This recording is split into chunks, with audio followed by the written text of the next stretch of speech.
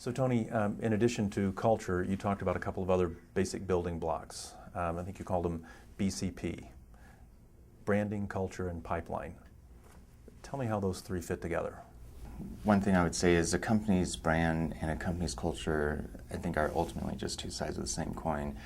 The brand is really just a lagging indicator of the culture. So, if you think of the airline industry, for example, as a whole, not any specific airline, ask random people what they think about it, and you might get back responses about bad customer service, apathetic employees, and so on.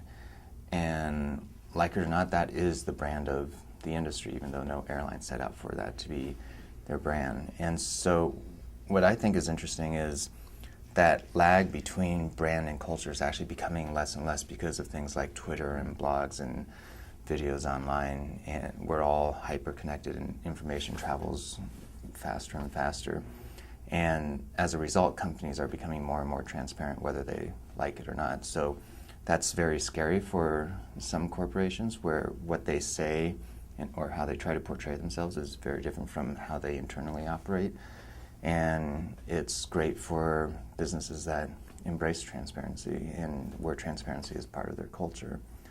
In terms of the pipeline, there's a lot of companies that will say people are their most important assets, but the problem with that is if you lose someone, because eventually everyone's going to leave at some point, then that really ends up hurting the company.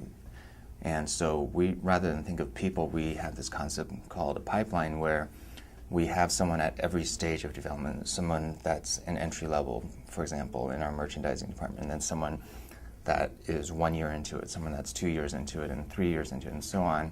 And so if any one of those people leaves, then there's someone above them and behind them that can fill